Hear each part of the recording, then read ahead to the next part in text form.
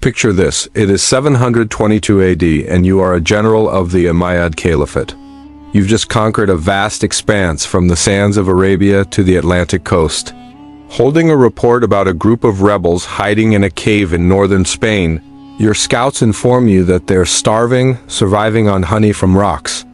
Instead of launching a siege or deploying a full battalion, you laugh. You grab your quill and pen a phrase that history will never forgive, mocking them as 30 wild donkeys. You inquire of your officers, what damage can 30 wild donkeys do to us?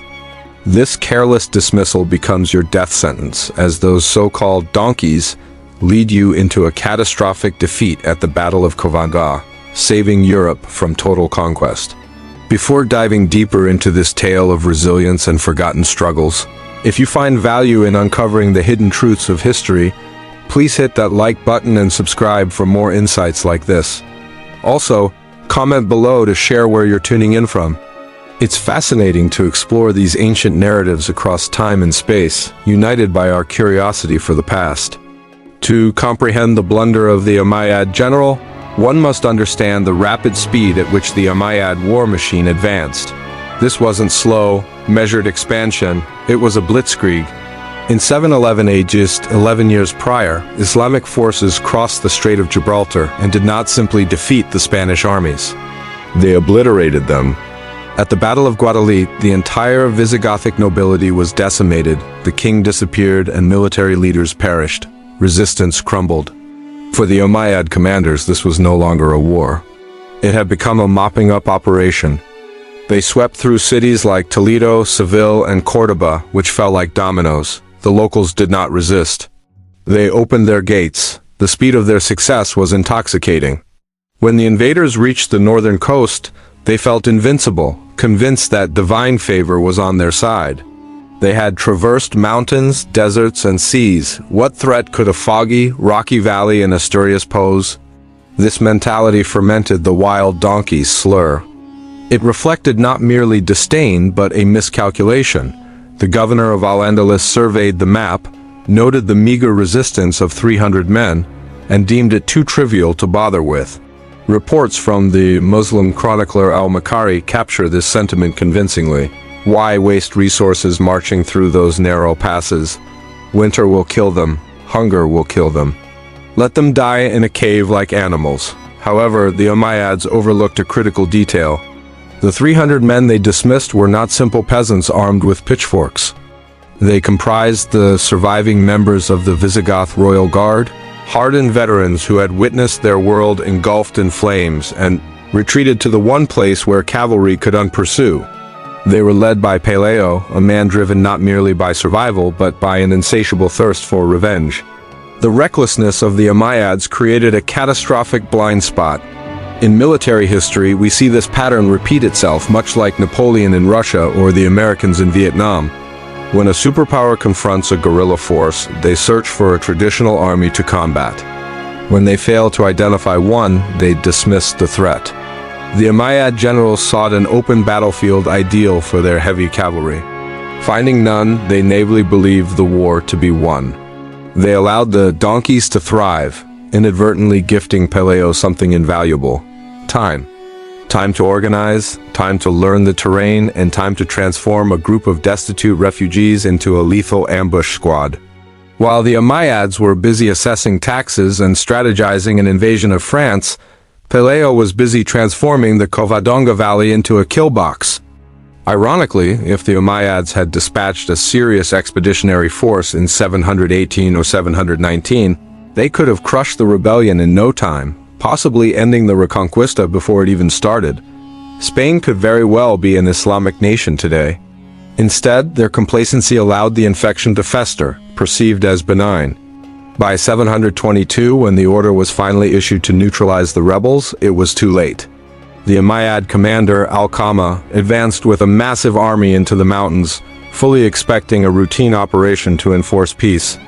Unbeknownst to him, he was marching into a well-calculated trap. The wild donkeys had spent years sharpening their skills and fortifying their position.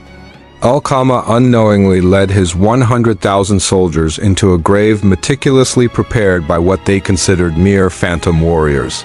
To grasp the desperation of the men in the cave, one must also understand what they had to lose. The Islamic conquest of Spain is often framed as an external military invasion, but that characterization is only half the story. The fall of Hispania was not solely a massacre. It was a self-inflicted wound. The Visigoth kingdom, which had ruled the Iberian Peninsula for 300 years following Rome's collapse, did not succumb because it was overpowered, but rather because it rotted from within. By 710, the Visigoth kingdom was a cauldron of civil war, assassinations, and brutal power struggles. Hereditary succession was practically non-existent. Each time a king met his end, the nobles engaged in a free-for-all to determine the next ruler. This chaotic system facilitated the rise of Roderick, who ascended the throne through force, blinding and imprisoning potential rivals. A warrior, yes, but also a usurper. Half the kingdom hated him. And among his enemies, there was a willingness to obliterate the kingdom rather than see him thrive. Enter Count Julian, the antagonist of this saga. Governor of Ceuta, strategically located just across the strait from Gibraltar, Julian was responsible for preventing African invasions. However, he harbored a personal grudge. According to enduring historical narratives, he had sent his beautiful daughter to the royal court in Toledo for her education, where King Roderick violated her honor. When Julian learned of this injustice, he opted for an unthinkable response.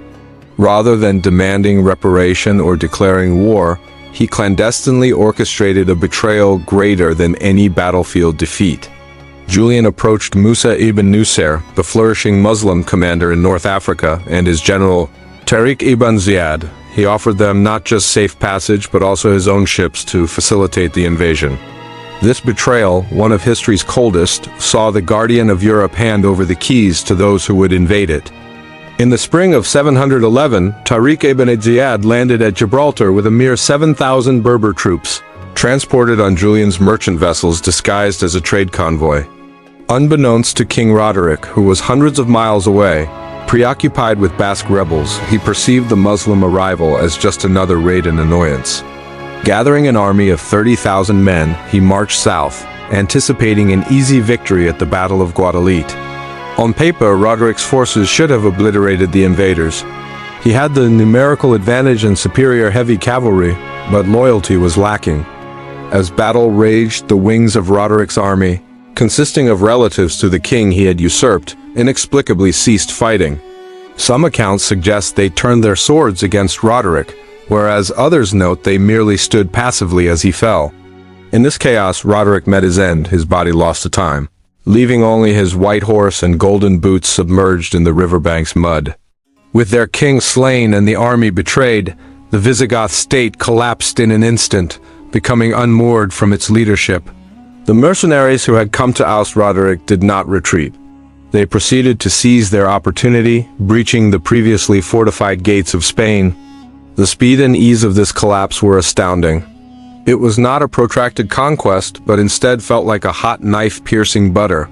The Muslim army surged forward, living off the land and taking city after city. The exhausted local population, weary from Visigothic taxes and corruption, generally accepted their new rulers. The Jewish community of Spain, persecuted by the Christian Visigoths, often embraced the Muslims as liberators. Within 2 years, what remained of the Visigoth kingdom vanished. Those nobles who had betrayed Roderick faced execution or were stripped of their power. Their capitulation earned them not a throne but an erasure of their legacy. This is the world Peleo inhabited, a high-ranking nobleman, a member of the royal bodyguard, perhaps even related to Roderick. He witnessed the betrayal at Guadalete, saw his allies slaughtered, and his kingdom dissolve. He did not surrender. Instead, he retreated step by bloody step as the Umayyad tide consumed everything he recognized. By 718, Peleo was no mere refugee. He had become a loose end for the conquerors. Captured and brought to Cordoba, the new capital, the Umayyads intended to mold him into a compliant puppet among the surviving noble class. However, they gravely underestimated him. In observing the new masters of his homeland, Peleo saw only usurpers who had wronged him. Seizing an opportunity, he awaited the perfect moment, slipped his chains, and fled. Yet, instead of hiding in France, he made his way back to the most inhospitable region in Spain, Asturias. There, in the shadow of the formidable Picos de Europa, he took a stand, he ceased to flee. Peleo was not born a king, but rather emerged as a survivor in the aftermath of his world's collapse. Following the disintegration of the Visigoth kingdom, the Umayyad strategy shifted from annihilation to consolidation. They sought to ingratiate the local nobility for stability. Thus, they took hostages including sons and influential figures of the erstwhile regime, transporting them to Córdoba, a gilded cage compared to the dungeons typically associated with captivity. While Peleo remained shackled in the south, a distinct form of conquest unfolded in Asturias, where the northern Muslim governor, Munuza, operated as a politician rather than a warrior. He valued diplomacy and strategic marriages over military aggression, focusing his aspirations on Peleo's sister. Accounts vary, but all converge on the brutality of Munuza's intentions. To Peleo, it was not merely a marriage proposal. It represented the total erasure of his lineage and affront to his family and heritage. When Peleo learned of Munuza's plans, something within him snapped. He transformed from a passive captive into an indignant rebel. In 717 AD, he executed a daring escape from Córdoba, covering nearly 500 miles of treacherous territory to return north. He wasn't merely running for his life, he was racing against time to stop a marriage that symbolized his erasure. Upon arrival in Asturias, though too late to prevent Munuza's influence from solidifying, he ignited a fire within the hearts of the populace. Peleo confronted Munuza, stepping directly into the lion's den and defiantly opposing the representative of the caliphate. This moment was fraught with danger, as Munuza was likely taken aback by Peleo's audacity and promptly ordered his arrest. But Peleo resisted. In legend, he is said to have fled across the Nalona River, clinging to his horse as Munuza's troops closed in around him. This was not a mere escape. It was a strategic migration toward safe haven, forging into the Picos de Europa. These mountains are not akin to the rolling hills of England or the plains of France. They are formidable walls of limestone, steep, treacherous, and often enveloped in mist. For the locals, this rugged terrain was home. For an invading army, it posed a nightmare. Peleo did not journey into these heights alone. As he traversed villages and valleys, something remarkable happened. People began to follow him. These were the wild donkeys that the Umayyads had mocked Visigoth nobles estranged from their lands, peasants exhausted by oppressive taxes, and young men who grew up amidst defeat. They discovered in Peleo a figure who embodied the spirit of rebellion they had long yearned for. As Peleo reached the sanctuary of the mountains, he gathered a ragtag band of followers. In the shadow of the towering peaks they convened. There was no grand coronation. It was a desperate council held in the mud and under open skies. Amidst them, Peleo was proclaimed princeps, or prince not king of Spain, but leader of the Asturians. To Munuza, lounging comfortably in his Gajan palace, this designation was trivial, a fugitive playing king in the wilderness. However, Munuza made a grave misjudgment. He allowed Peleo to remain in the mountains, miscalculating the strategic advantage it provided.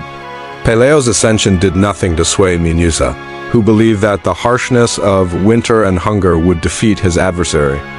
Yet, in pushing Peleo into the wilderness, he inadvertently granted him a fortress. For 4 years, from 718 to 722, Peleo worked to consolidate his power. During this time, he wasn't waging war but steadily building a nation from the shelter of a cave, stockpiling weapons, scouting narrow passes, and waiting for the moment the Umayyads would come. He understood they could not ignore a rival leader forever, and when they did come, he would lure them into his terrain, the crushing embrace of Covadonga, and shut the door tightly behind them. The Picos de Europa, with their rugged peaks and steep passes, are why the Reconquista spanned nearly 800 years. The central plateau of Spain lent itself wonderfully to the movement of armies, yet the northern region was an indomitable fortress, a treacherous maze carved by tectonic shifts. The looming collision between the Umayyads and Peleo's defiance was not just inevitable. It promised to redefine the trajectory of history, where the inconceivable would unfold. A small band of rebels imbued with the desire for revenge challenging a colossal empire with the fate of Spain, hanging in the balance. As the forces of the Umayyad Caliphate prepared to march into the narrow confines of Covadonga, oblivious to the sharpening resolve of an underestimated adversary, history was poised to witness a battle that would echo through the ages. The contrasting philosophies of conquest and rebellion met at that fateful moment, each unwilling to yield, forging a legendary clash that would ultimately shape the future of the Iberian Peninsula.